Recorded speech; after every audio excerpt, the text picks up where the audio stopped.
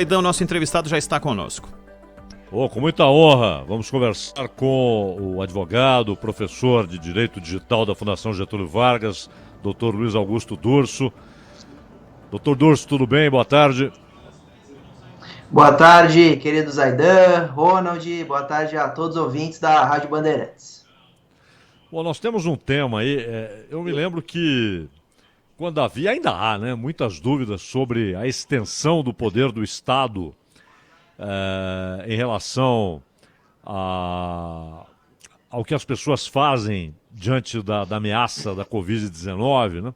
O quanto o Estado pode direcionar, pode impedir atos, pode obrigar atos. Há inclusive agora a discussão relacionada com a vacina. E o uso de dados como prevenção à Covid-19. E mais essas discussões a respeito do tamanho que o Estado adquiriu, embora temporariamente, nos leva a dúvida se muita gente não vai começar a acalentar ali o Leviatãs moderno, né? Um Estado que se intromete, que guarda dados e que pode usar esses dados depois para isso ou para aquilo. Como é que o senhor vê esse risco, essa possibilidade e nessa relação do Estado com a população em tempos de pandemia, inclusive em relação ao direito à privacidade? Zaidan, sua pergunta é muito pertinente. Eu vejo essa relação como muito delicada. Nós não podemos autorizar, por causa de uma pandemia, o Estado a exagerar no controle com relação aos dados e à nossa atividade, mesmo que virtual. Então, esse momento de pandemia não justifica o aumento de controle, justifica sim certos tipos de controle. Então nós percebemos que a experiência mundial trouxe que países não democráticos hoje sofrem um controle absoluto. A própria China é um exemplo de que as pessoas não conseguem sair na rua sem ser mapeado, seu celular o tempo inteiro está monitorado, as câmeras com reconhecimento facial, a todo momento tem algum tipo de controle. Isso deve ter um limite. E quais são esses limites? É o limite da privacidade, o limite da intimidade. No Brasil, nós tivemos, em razão da pandemia, uma experiência. Então, o estado de São Paulo, por exemplo, ele monitorou o deslocamento de celulares, mas sem saber de quem era aquele número ou de quem era o celular que estava se movimentando. Só para os ouvintes entenderem, o governo controlou se um celular estava saindo de uma região A e indo até a região B, sendo impossível identificar quem seria o proprietário desse titular, desse celular. Esse é um exemplo de um controle que houve durante a pandemia, que ele ainda preserva a intimidade e a privacidade. Então, há meios e caminhos de se fazer esse controle sem cercear ou sem atingir o direito à privacidade e à intimidade dos cidadãos. Agora, é claro que, por exemplo, num país como a China, né, não só pela tecnologia que ela dispõe, que o Estado dispõe, mas também por ser uma ditadura, um Estado totalitário, né, esse controle vai avançando ali, eu acho que em níveis que nem o George Orwell imaginou lá no 1984. Né? Aquilo parece brincadeira perto do que esses Estados totalitários conseguem fazer hoje, na Coreia do Norte, na China e mesmo em outros tipos de ditaduras, né? Agora, num país em que há, pelo menos, a presunção aí de que é um Estado democrático de direito e que os cidadãos têm direitos que são intocáveis, não é? Há brechas legais que podem fazer com que o Estado avance para lá do bom senso, atravesse o que é sensato, o que é razoável e, de fato, se torne um leviatã, ainda que temporário, na vida das pessoas?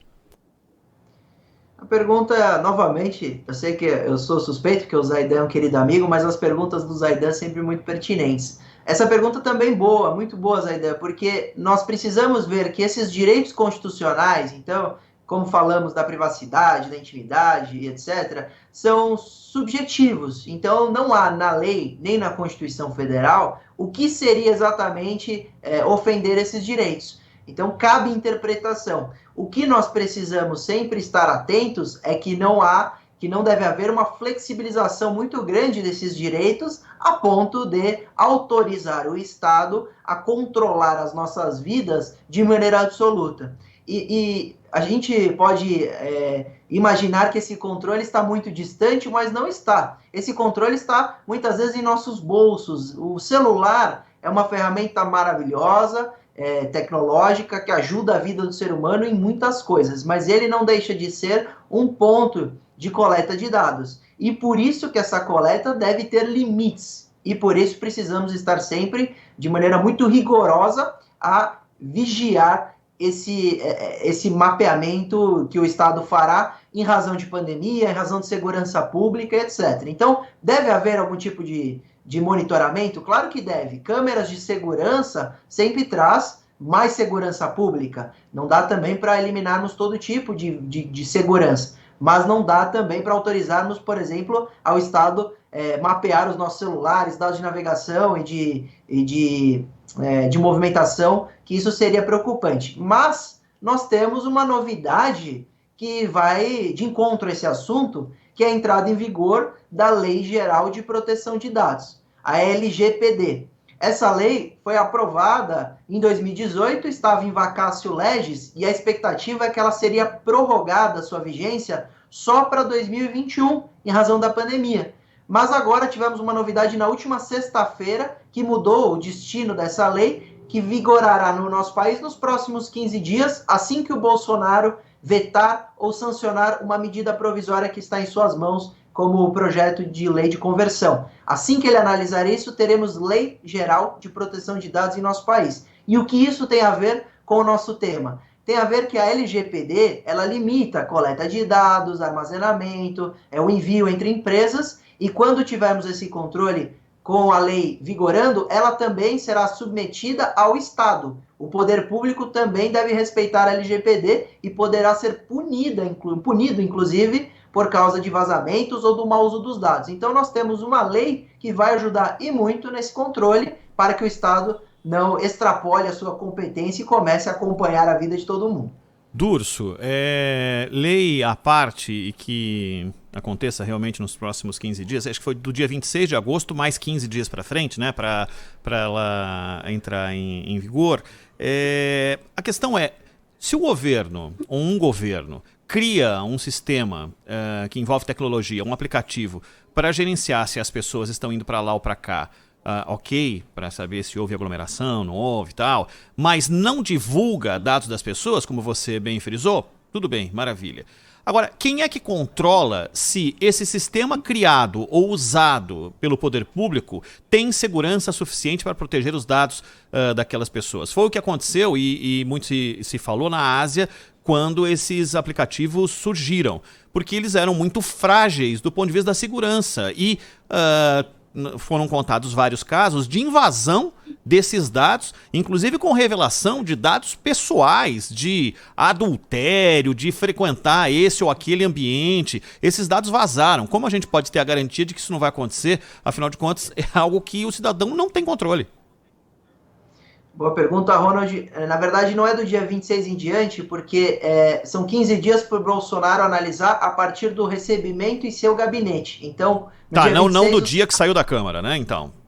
Isso, o Senado, a Câmara deliberou e aí agora precisa ser recebido e o Bolsonaro vai ter 15 dias após o seu recebimento do projeto de lei. Por isso fica incerto esse prazo, mas nos próximos 15 dias ou durante setembro, com certeza teremos a LGPD, se nenhuma novidade absurda aparecer.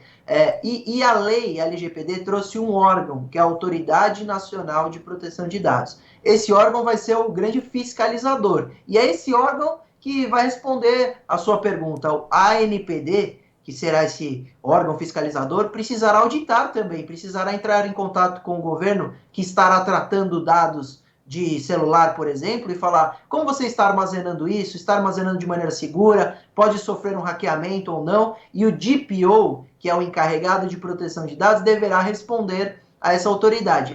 E se houver um vazamento? E se o Estado cuidar mal dos dados? Aí teremos possivelmente duas sanções. A primeira sanção administrativa, que a autoridade nacional poderá aplicar, tanto para as empresas privadas como para o poder público, mas também ações de indenização. Então, aquela pessoa que de alguma forma foi lesada por causa desse vazamento poderá processar o Estado pelo mau armazenamento e por esse vazamento. Então, essa vigilância, essa fiscalização, esperamos ser feita de maneira diligente pela própria Autoridade Nacional de Proteção de Dados, que é um órgão que será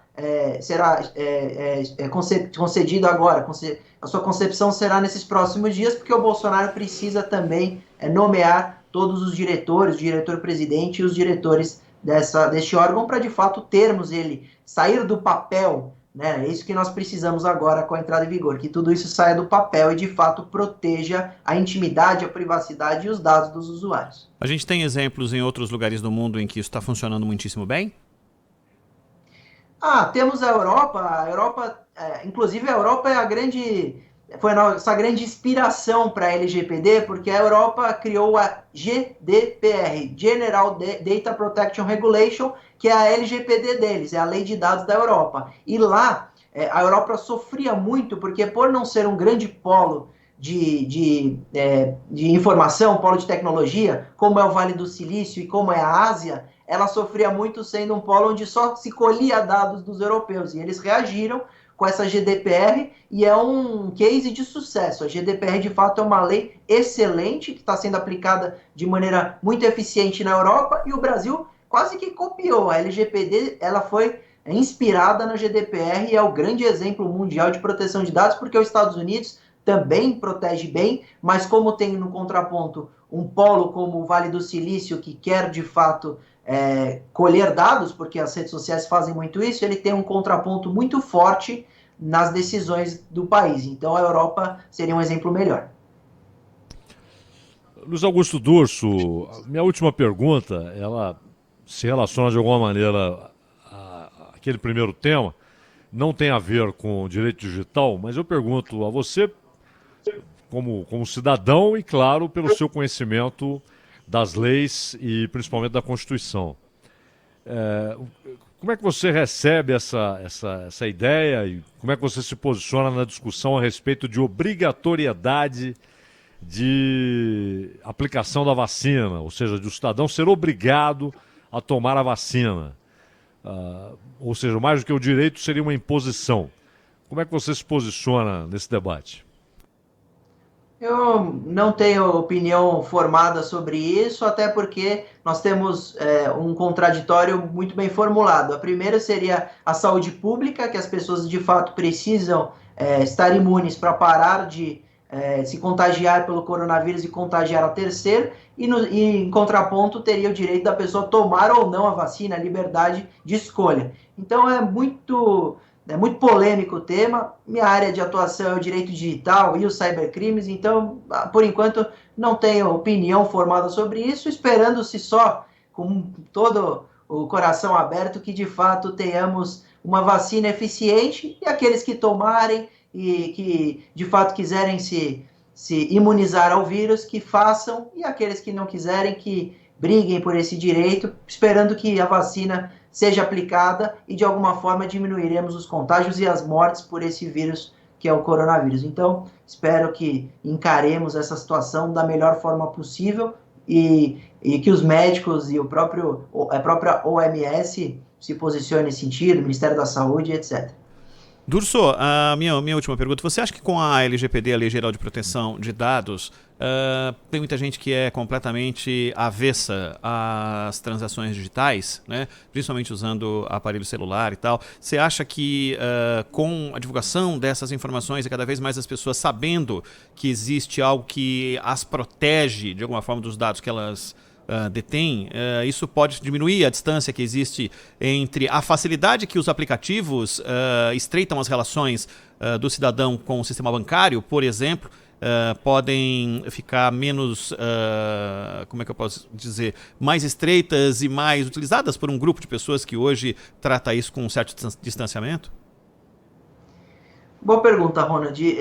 Eu acredito que vai sim estimular o mercado digital, porque se as pessoas souberem que tem uma lei vigorando em nosso país e um órgão que fiscaliza, além do Ministério Público, além do PROCON, um órgão criado para isso, atuando de maneira diligente, multando as empresas que estão cuidando mal dos dados, as pessoas terão mais segurança ao realizar as compras virtuais, ao usar um aplicativo, ao ler um termo de uso ou a não lê-los, né, porque as pessoas não leem. Uma pesquisa na Universidade de Stanford apontou que 97% das pessoas não leem os termos de uso. Vale dizer, estão aceitando baixar aquele aplicativo com seus termos e concedendo muitas vezes seus dados.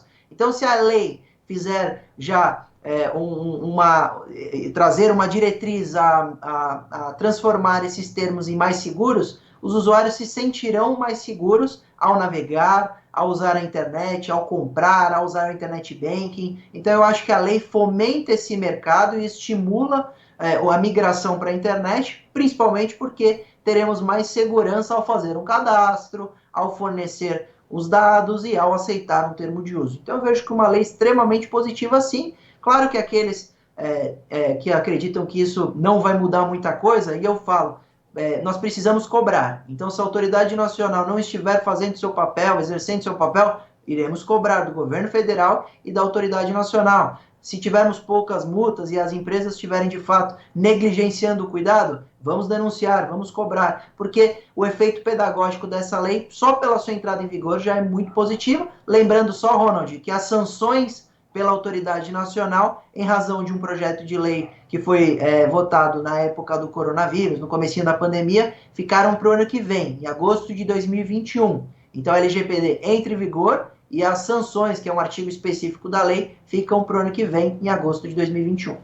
Luiz Augusto Durso, advogado professor de Direito Digital da Fundação Getúlio Vargas. Durso, muitíssimo obrigado mais uma vez por nos atender. Até uma próxima. Obrigado, Ronald, Zaidan, e abraço a todos os ouvintes da Bandeirantes. Abraço.